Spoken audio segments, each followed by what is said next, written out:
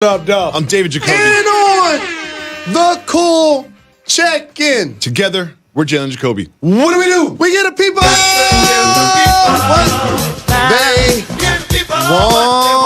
What a game 2 last night in the Bay. The Clippers, they were getting beat. They were losing in the first half. The start of the third quarter, the Warriors hit 9 for 9 shots. It was over. At one point, they were up by 31 points. And then things started happening for the Clippers. They started getting some buckets. Lou Williams can get hot at any time. And Lou Williams got hot. Pat Beverly did what Pat Beverly does. And by now, you know what happened. Montrezl Harrell producing. There was a couple big threes made by my man Shamet, traded from the 76ers early in the season, a rookie. And in the end, Steve Ballmer had something to celebrate. The largest comeback win in playoff history. How did this happen, Jalen Rose? It's really dubious that the Golden State Warriors were on the wrong side of history a couple of times. The only team to allow a squad to come back trailing 3-1 in the finals, and now the only team to be winning by 31 points and lose a playoff game. It goes back to the core of the team Jerry West put together. I talked about this at the beginning of the year. He got all vets. Cats that know who they are that's going to play hard all of the time. That's what Montrezl Harrell is going to do. He's going to go after every rebound, going to go after every loose ball. When he's in front of the rim, he's going to dunk it if he can. I love him so much. I loved him on the Rockets. I was wondering why he didn't get more burn there. Patrick Beverly, you saw him strip Steph Curry at half court. That normally doesn't happen. You also see him guarding Kevin Durant, who's 10 inches taller than him.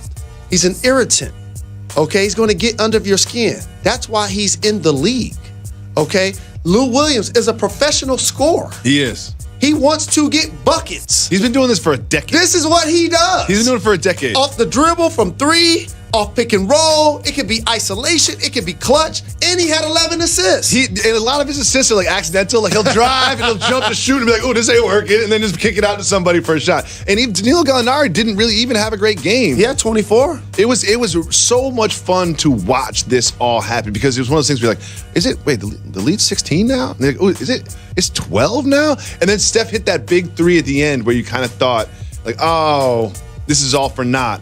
But my man Landry Shamet was getting burned for the 76ers early in the season. He's a rookie. He was just kind of like a piece of this deal, not one of the biggest pieces of this deal. Hit some big shots throughout the whole entire game. Inner head coach Doc Rivers. You look at the most important play of the game where he ended up making that 3. The guy passed him the ball is another rookie, Shai Gilgeous-Alexander. Okay, so putting those guys in a position to be successful has now allowed the Clippers to unlock their squad. The guys that I mentioned can play and do what they've been doing for a really long time. For people who felt like me when they traded Tobias Harris, almost like they were punting on the season. Felt like it. So they can maintain their lottery pick. Well, that's actually what they've done the last 2 years. And so they were able to maintain down 31, frustrate KD. By the way, KD's not playing the villain role well. No. When he got to Golden State, look at the text that he was getting in OKC. It's been heightened since he got to the Warriors. Yes, he's won 2 championships. Yes, he's won 2 finals MVPs. Final regular season game of the year, he got ejected. First playoff game, he got ejected. Equals second playoff game, he fouled out. Okay? They needed him on that last possession. There's so many guys that they're leaving open when you play against the Golden State Warriors and daring them to shoot.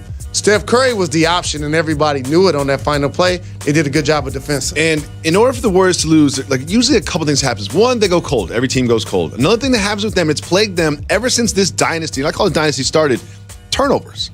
They turned the ball over a lot, especially at the end of this game. They averaged 14 a game, which is kind of mid-table, but they had 22 in this one. Why does this keep happening to this team year after year? Look where Montrezl Harrell is standing. Andre Iguodala has the ball at the top of the floor. He's not guarding him. So that allows you to suppress the paint. So anytime somebody drives, you digging at the ball. You're trying to swipe it away. You're trying to contest the ball handling. You're trying to contest the shot. You're trying to block it at the rim. You have more length. You have more arms. You have more activity because you're leaving Livingston, Iguodala, Draymond, Bogut, Looney, you leaving all of them open. We know the three that you don't leave open. Splash Brothers and KD. That's it. Your guard. Everybody else, if it's not one of those three, leave them open. And KD led the team with 9 turnovers, just like you just discussed. That's a lot of turnovers for one human being in one game. A lot of that has to do with Pat Beverly. Pat Beverly's defense was amazing. When he was the primary defender, Steph, KD, and Klay had 5 turnovers in the game, and they were only 2 for 7. An open floor. When you start talking about best handles in the game, Steph Curry's going to be mentioned. Can't get ripped in the fourth quarter by Pat Beverly like Not that. That can't happen. Coming around a screen or in traffic or going to the hole, like I can see that. But at half court, wide open like that? And another thing that can't get overlooked, when KD was coming off, when Steph was coming off the down screen that led to KD fouling out, he pulled KD's waist. That made him move. So therefore, the defender was able to take the contact, exaggerate the contact, and then it was an accurate foul call. And he fouls out. That was a cause and effect that led to him not fouling out of the game. I mean, it was a big loss for the Warriors. I think they got a little complacent. It's hard not to when you're up by 31 with that little time left, and that's kind of what led to all this happening. They're going to end up winning the series, but the biggest loss wasn't on the scoreboard last night. The biggest loss came earlier in the game. This great play by Boogie Cousins. He's hustling to get after the ball, and there it is. They're calling it a significant left quad injury. Woj is reporting that doesn't look like Boogie will be back. This is obviously bad for the Warriors. What are the implications of this injury moving forward for this team? Anybody that's followed this show the last 8 years, whether he was in Kentucky, whether he was in Sacramento, know how I feel about DeMarcus Cousins. Yes. As a player, but also as somebody I always felt like was miscast and misunderstood by the masses. And I don't think where he got drafted helped that dynamic, being a 2010 player playing on a lottery team. I'm really sad for him because with the Pelicans last year, that was been his first opportunity to play in the playoffs. He scored more points than any guy in the league who hadn't participated in the postseason. He tears his Achilles going after a loose ball after a free throw. You rehab. It's one of the toughest basketball injuries to come back. Months after months after months. You sign a 1-year, $5 million deal with the Golden State Warriors. Everybody else in the league is like, how did that just happen? But the plan is to show out, to rehab, to get back and show your value and then sign a long-term deal, and then this happens. Unfortunately, he gets the opportunity to play in 1.5 games. One in 4 minutes. Yeah. 1 game in 4 minutes. And to get injured on a non-contact play for a quad, that can be really tricky as it relates to recovery. I just feel bad for him in a lot of ways. From a basketball sense, from a business sense, and it's going to be interesting to see what happens with this free agency this offseason. So before we get to what it means for the Warriors for the rest of this postseason, there's a part of me that says, does this mean that he could be back on the Warriors? I think so. That's one of the things I thought about. I was like, well, usually it's like, all right, he's going to show out with the Warriors, win a championship, and then someone's going to give him a big deal that the Warriors can't really give him. But this opens the door for him to stay with Golden State. And the reason why I say that is, A, you don't want to be a player continuing to bounce around when you're as talented as he is, but obviously you got to do what you got to do to get your money. B, it's hard to be a free agent and injured at the same time. Grant Hill is the only guy I recall to get a major deal on crutches. Okay, it's just a hard dynamic, and you want to start your rehab right now, and therefore you can start it with the club, remain with the club, and you don't have to change your medical reports. You don't have to switch up your routine. Yep. Like, you can get yourself back as soon as possible. So I think this now puts the Warriors in pole position for him to stay there another season. Well, I'm looking at the second round series.